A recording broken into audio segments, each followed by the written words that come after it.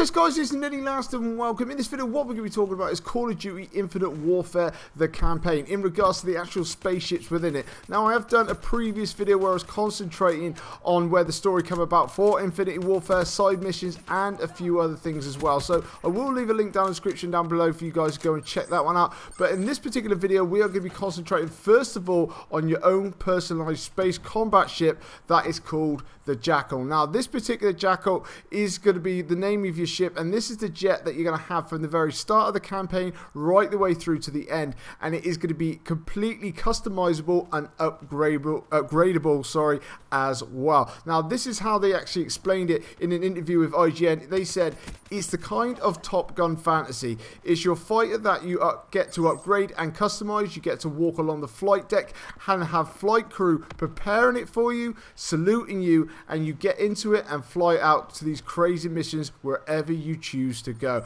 Now for me personally, I quite like the sound of that. Now, I know a lot of people are jumping on the bandwagon saying they don't want Call of Duty in space. It's not what Call of Duty is about, whatnot else.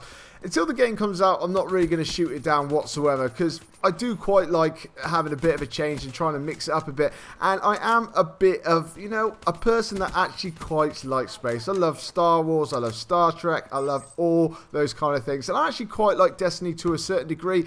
I think they need to just change that up quite a lot to make it a lot more playable, you know, to keep you more enjoyed in actually playing it a lot more. But with this in regards, this is something new, this is something else that's going to be coming along. And the fact that actually you get to design and actually upgrade and use your ship, and especially this ship, from what we can work out, is going to be used in actual space battles as well, is very, very interesting indeed as well. I mean, the fact that you're going to be able to fly straight off the planet Earth, straight up into space, no loading screens, nothing like that, just jump straight up into all of it and just jump straight into an actual space battle is absolutely fantastic to me. It's just something a little bit more different to actually add into the game. I know a lot of people don't actually agree and jump along the same lines as that, but for me personally, it's just something a little bit different if you like that kind of thing. And also, just the little added extras as well, is when you're actually walking onto the ship as well, the fact that, you know, you've got your own crew, people saluting you as the captain and what else.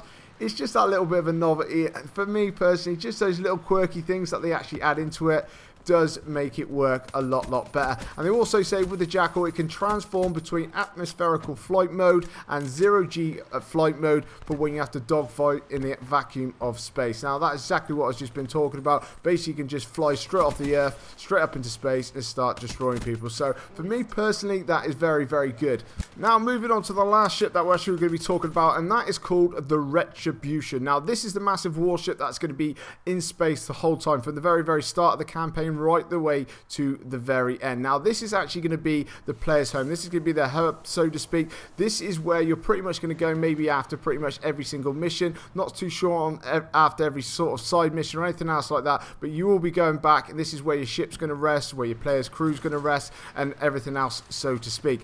Now with this in regards, one thing that Infinity Ward have said about this is that it's a key character throughout the campaign, and also players will need to rely on it and be responsible for it. So like I said in the previous video, you're going to be picking up certain like weapons and everything else when you're doing all these sort of side missions. Obviously this is where you're going to be storing everything that you actually collect along the way. Whether this thing can actually be destroyed throughout the campaign if you're not doing something right or not is not too sure, because the only thing that they said in that particular statement was you have to be responsible for it. So it does sound like that this could be destroyed maybe by the enemies or something like that, so maybe there's some sort of way that you have to keep protecting it. Maybe you have to get it some armor, maybe some different types of weapons or anything else like that. I'm not too sure, but it does look like instead of it just being a normal home, it looks like it's going to play a very integral part of the actual game in itself. So that's going to be very, very interesting to see. But like I say, guys, these are the two main ships within the game at the moment. We've got the Jackal and the Retribution. So let me know, guys, exactly what you're thinking about this.